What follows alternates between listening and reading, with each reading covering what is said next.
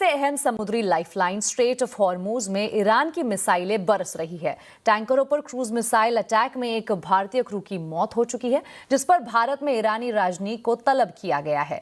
वहीं इस संकट के बीच हॉर्मूज पर कंट्रोल को लेकर अमेरिका और ईरान में सीधी टक्कर देखने को मिल रही है। ट्रंप ने कहा है कि हॉर्मूज से गुजरना है तो अमेरिका को 20% सिक्योरिटी टैक्स देना होगा। उधर ईरान अड़ गया है कि इस समंदर का असली बॉस और रक्षक सिर्फ वही है।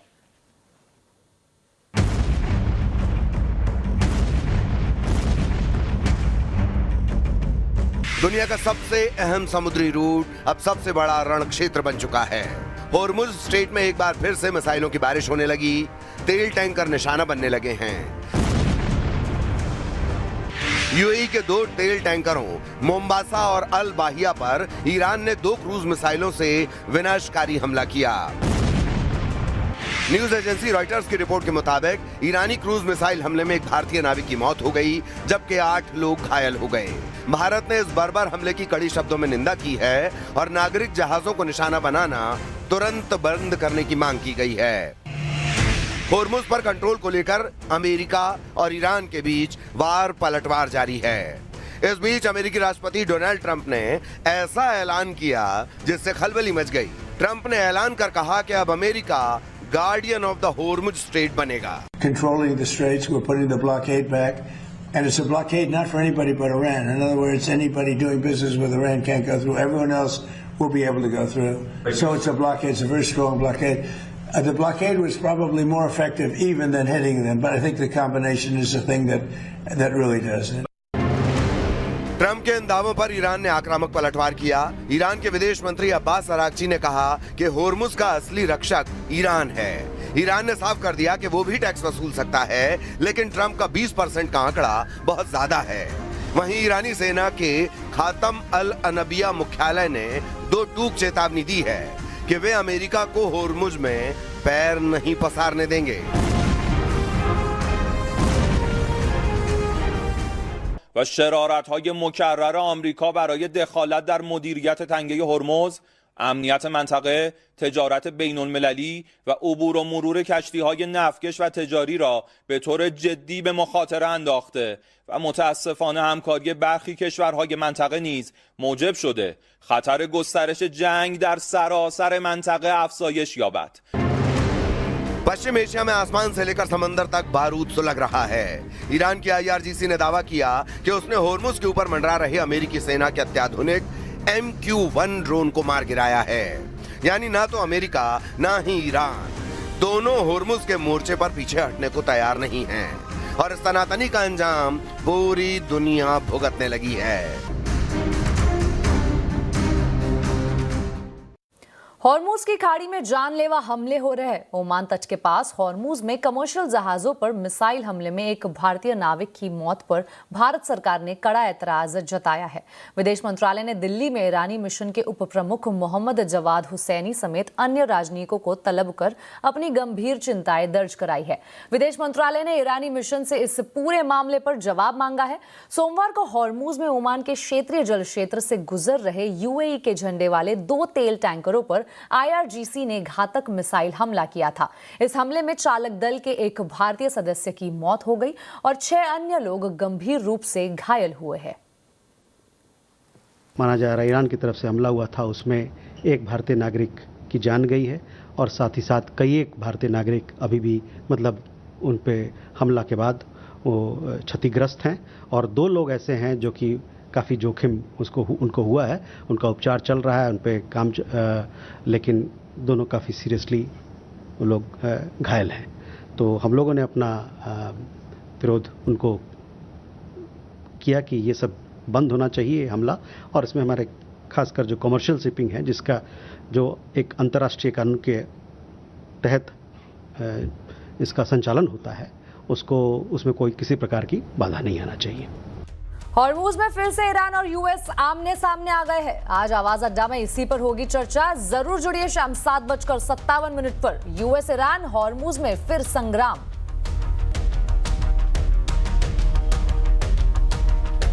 अमेरिका और ईरान के बीच बढ़ते तनाव का असर ग्लोबल कमोडिटी बाजार पर दिखने लगा है। कच्चे तेल की कीमतों में एक बार फिर से उबाल आ गया है। ब्रेंट क्रूड $87 प्रति बैरल के पार पहुंच गया है, तो वही WTI क्रूड भी $80 के ऊपर कारोबार कर रहा है। कच्चे तेल में क्यों आया है उबाल और आगे कैसा है आउटलुक, बता रही है मेरी सहयोगी मनीषा गुप्ता। जी शुक्रिया। अगर कच्चे तेल की बात की जाए तो पिछले 24 घंटों में जोरदार बढ़त देखने को मिली है। कल यहां पर 10% का इजाफा था और आज बाजार में करीबन 3 से 4% की तेजी के साथ $87 बैरल के भी हमने यहां पर पार ब्रेंट प्राइसेस को निकलता हुआ देखा है। जो सीज फायर था यूएस और ईरान का, वो तो पूरी तरह से यहां पर कोलैप्स हो चुका है और यूएस और ईरान दोनों ही अब यहां पर स्टेट ऑफ हॉर्मुज पर क्लेम करने में लगे हुए हैं।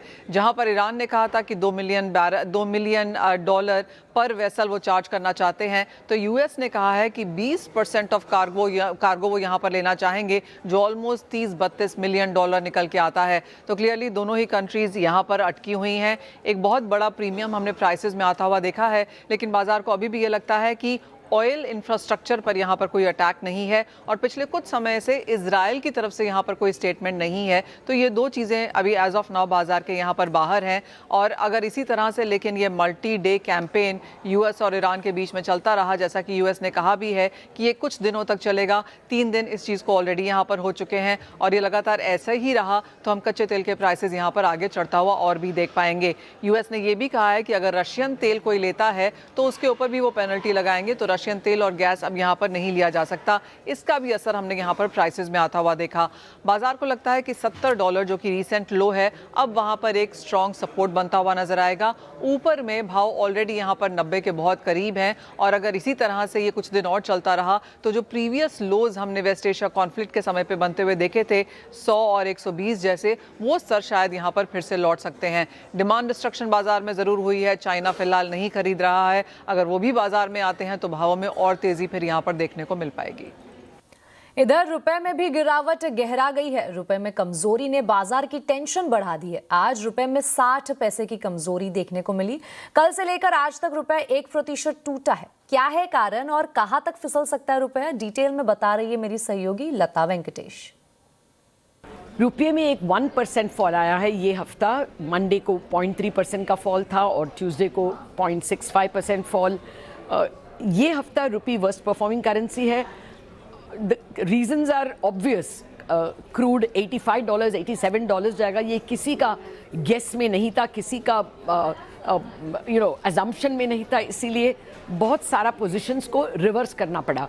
Indian market was positioned for long rupee and short dollar, मतलब इंपोर्टर्स ने फॉरवर्ड डॉलर नहीं खरीदा था, हेजेस नहीं खरीदा था, क्योंकि एक्सपेक्टेशन था कि डॉलर विल बिकम 94 और will cost 93 rupees as the FCNR deposits जब आएंगे।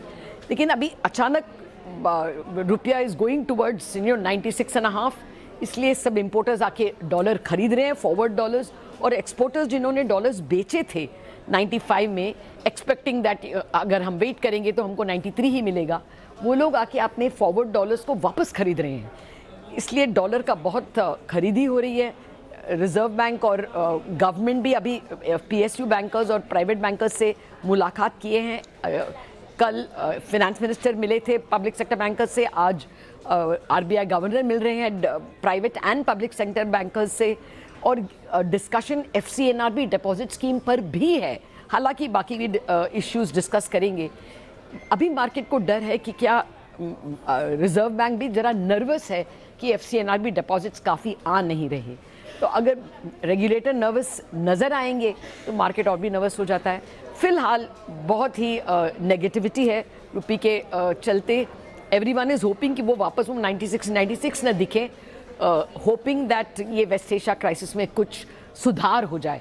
बस market is keeping its fingers crossed, rupee under some pressure.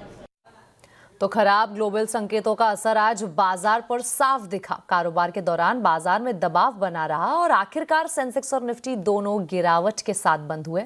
Mid cap और स्मॉल कैप शेयरों में भी बिकवाली हावी रही, जिससे बाजार का मूड कमजोर नजर आया। कैसे रहा है आज के बाजार का हाल, बता रही है रक्षा रावत। निफ्टी की वीकली एक्सपायरी का दिन था और बाजार में एक गैप डाउन ओपनिंग हुई और बाजार का मूड बिगाड़ा। क्रूड में उबाल और रुपए में कमजोरी ने, ये दोनों ही सेंटिमेंट से बाजार का खेल बिगड़ा। और अगर क्लोजिंग लेवल्स की बात करें तो यहाँ पर निफ्टी करीब 160 अंकों की कमजोरी के साथ बंद हुआ है। बैंक निफ्टी में भी कमजोरी ज्यादा देखने को मिली, 1% से ज्यादा की कमजोरी के साथ निफ्टी बैंक बंद हुआ है। मिड कैप और स्मॉल कैप यहाँ से भी आज बाजार को सपोर्ट नहीं मिला। अगर आज की सेक्टोरियल पिक्चर की बात करें तो यहाँ पर पिक्चर काफी क्लियर है। कई सारे सेक्टर है जहां पर गिरावट देखने को मिली, जैसे कि auto, PSU bank, defence, IT, FMCG, reality, oil and gas और कैपिटल गुड्स। अगर बात करें इंडिया विक्स की तो यहाँ पर एक जंप देखने को मिला, 3.5% की तेजी यहाँ पर देखने को मिली। लेकिन आज मेटल और फार्मा यहाँ पर थोड़ी बहुत बाइंग देखने को मिली और इन्होंने बाजार को थोड़ा बहुत सपोर्ट करने की कोशिश की। अगर आज के निफ्टी के लूजर्स की बात करें तो यहाँ पर निफ्टी में गिरने वालों में से HCL टेक, यहाँ पर जो नतीजे आए उसके बाद गिरावट देखने को मिली। श्रीराम फाइनेंस, यहाँ पर भी गिरावट देखने को मिली। HDFC लाइफ, कल यहाँ पर नतीजे आने वाले हैं और Q1 नतीजों के पहले यहाँ पर भी 3% की कमजोरी देखने को मिली। इसके अलावा टाटा मोटर्स PV, यहाँ पर भी करीब 2.5% से ज्यादा की गिरावट हमें देखने को मिली। चुनिंदा कंट्रीब्यूटर्स की बात कर लेते हैं तो यहाँ पर भारती एयरटेल, यहाँ से थोड़ा बहुत सपोर्ट मिला। इसके बाद अपोलो हॉस्पिटल, सन फार्मा, डॉक्टर रेड्डीज, ये सारे काउंटर थे जिन्होंने थोड़ा बहुत सपोर्ट करने की कोशिश की। अगर आज सेक्टर की बात करें तो यहाँ पर PSU स्पेस, यहाँ पर काफ़ी ज़्यादा डेंट पड़ता हुआ, करीब 2% इंडेक्स जो है वो डाउन था। और अगर कुछ काउंटर्स की बात करें तो bank of Maharashtra, Canara bank, bank of India और SBI, ये सारे काउंटर थे जिन्होंने निफ्टी बैंक को ड्रैग करने की कोशिश करी और PSU बैंक के लूजर बने। तो ये था आज के बाजार का पूरा ब्यौरा। वही ट्रस्ट म्यूचुअल फंड के CIO मिहिर वोरा ने बैंक और IT पर चर्चा करते हुए कहा कि सरकारी और प्राइवेट बैंकों पर पॉजिटिव नजरिया है, साथ ही IT के वैल्यूएशन अच्छे हैं। Banks, both private and public sector banks, valuation, growth, दोनों का इक्वेशन में अगर देखूंगा तो एक अच्छी सिचुएशन पे है। हम लोग तो ये लेवल से पॉजिटिव है। FII सेलिंग का, जैसे मैंने कहा कि 4 महीने पहले के कंपैरिजन में हमारी FII सेलिंग, अगर FII पॉइंट ऑफ व्यू से देखें तो बहुत ही अच्छी है, क्योंकि अब टेक्नोलॉजी में इतनी ज्यादा फ्रेंजी नहीं रही है। पहले जो इंडियन टेक जो बोलते हैं, जो ग्रोथ सेक्टर था, with a long term growth prospect of 10 to 15%, वो माहौल अभी नहीं रहा। सो अनलेस ये अपना बिजनेस मॉडल ड्रामेटिकली चेंज करती है लार्ज कैप IT कंपनीज, मुझे लगता है ये एक जोन में रहेंगी। कभी इनकी PE री-रेटिंग होने की चांस कम है और ग्रोथ तो वैसे भी सिंगल डिजिट वाला ही ग्रोथ बोल रहे हैं। तो मेरे ख्याल से लॉन्ग टर्म में ये सेक्टर मुझे नहीं लगता है कि एक्स्ट्राऑर्डिनरी रिटर्न्स देगा। SBI की सब्सिडरी SBI फंड्स मैनेजमेंट का IPO आज से खुल गया है। पहले दिन अब तक IPO को 68% तक सब्सक्राइब किया जा चुका है। इशू से कंपनी की 9,810 करोड़ रुपए जुटाने की योजना है। ये इशू पूरी तरह से ऑफर फॉर सेल है। कंपनी ने IPO के लिए प्रति शेयर 545 रुपए से 574 रुपए का प्राइस तय किया है। एंकर निवेशकों को 574 रुपए के अपर प्राइस बैंड पर 4.5 करोड़ से ज्यादा इक्विटी शेयर अलॉट किए गए हैं। ये IPO 14 जुलाई से 16 जुलाई तक खुला रहेगा।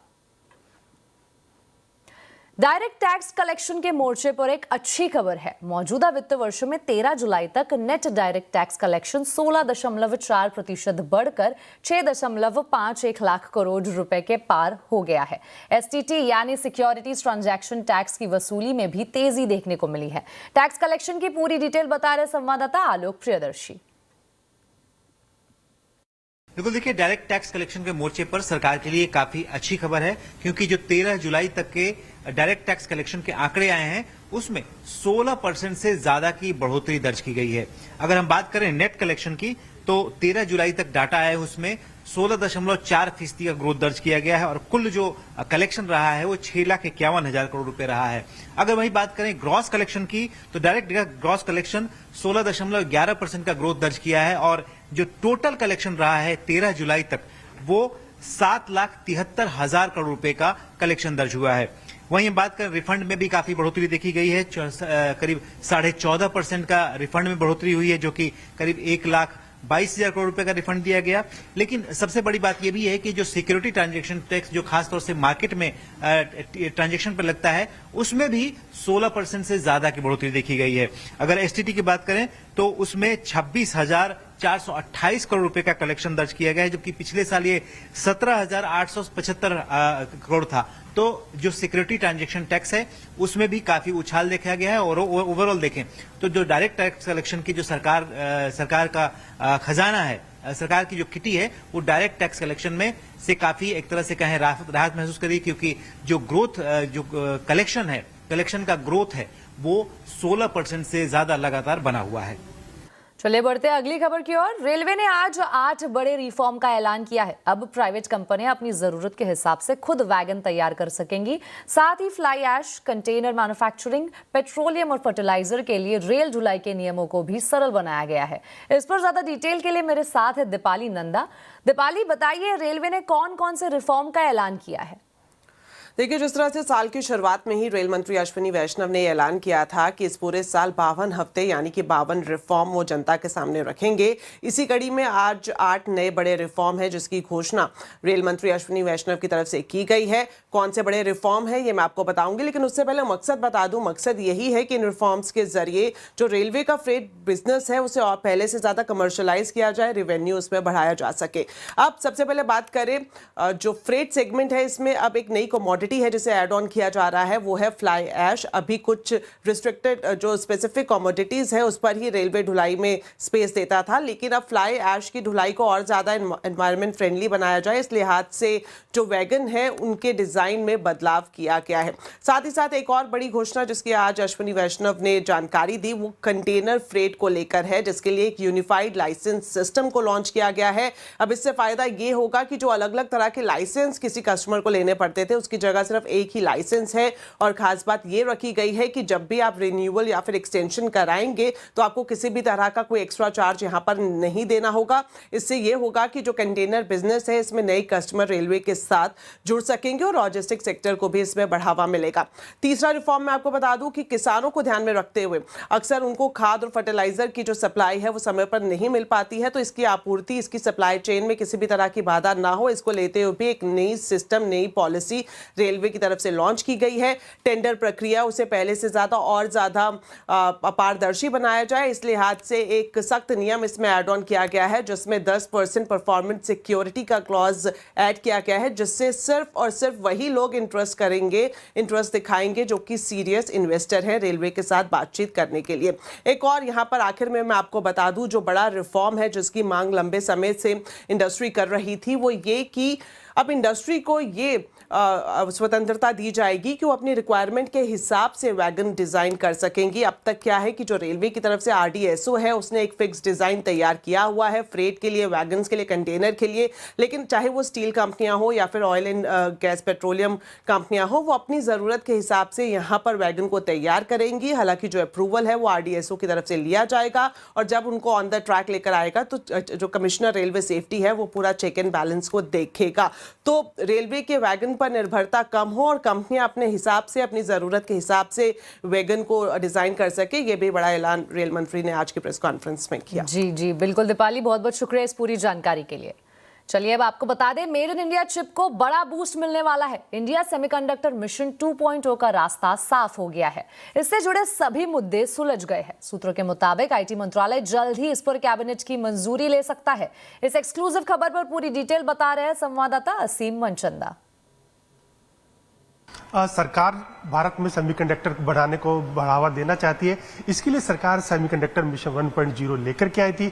उस मिशन के तहत करीबन 17,000 करोड़ रुपए अप्रूव किए गए थे और 12 कंपनियों को इसकी मंजूरी भी दी गई थी, जिसमें से 3 कंपनियां ऑलरेडी प्रोडक्शन शुरू कर चुकी है। लेकिन अब सरकार ये चाहती है कि एक पूरा इकोसिस्टम बनाया जाए जिसके में कंपनियों को पूरी सप्लाई चेन उनके भारत के अंदर ही मिले। खासतौर पर कंपनियों को गैसेस मिले, इंगोट्स मिले या फिर दूसरा रॉ मटेरियल वो भारत के अंदर ही मिले। तो सरकार अब सप्लाई चेन बनाने के ऊपर काम कर रही है। तो उसके लिए सरकार इंडियन सेमीकंडक्टर मिशन 2.0 लॉन्च करने की तैयारी कर रही है। जो मैं सूत्र बता रहे हैं कि इसके बजट से जुड़े हुए जितने भी मुद्दे थे वो अब सुलझ चुके हैं और सरकार बहुत जल्द, जो IT मंत्रालय बहुत जल्दी इसके लिए कैबिनेट की मंजूरी भी ले सकता है। एक बार कैबिनेट की मंजूरी मिलती है तो सरकार इस मिशन को लेकर के आगे बढ़ सकती है। जो मिशन का जो बजट एलोकेशन होगा वो करीबन 1.25 लाख करोड़ रुपए के आसपास का होगा। उसके साथ साथ अभी ये मिशन ISM 1.0 करीबन 5 साल का था, लेकिन ISM 2.0 के तहत इसको बढ़ा करके 12 साल का किया जा सकता है। तो इससे जितने भी जड़े मुद्दे हैं वो सारे अब सुलझ चुके हैं और बहुत जल्दी आप इसको कैबिनेट की मंजूरी आते हुए भी देख सकते हैं।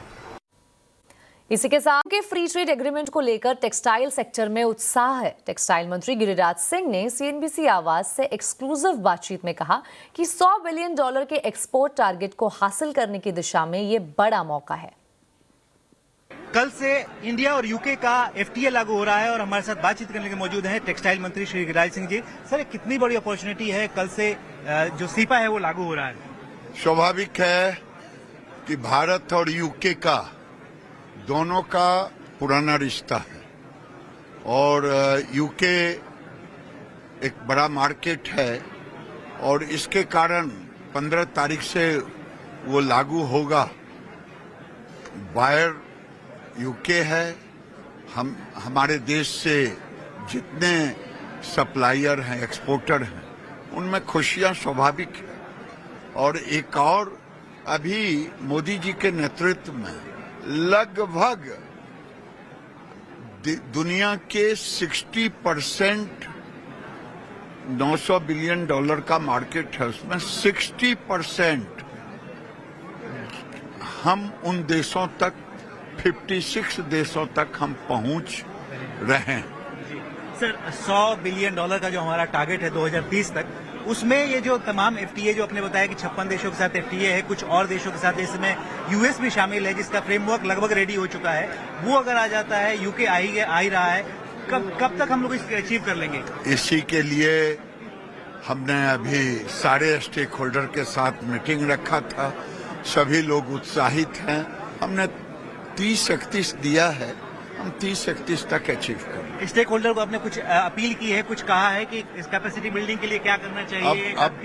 अब हम उनके कंप्लायंसेज को भी पूरा करेंगे और इंडिया ब्रांड को भी हम एक्सप्लोर।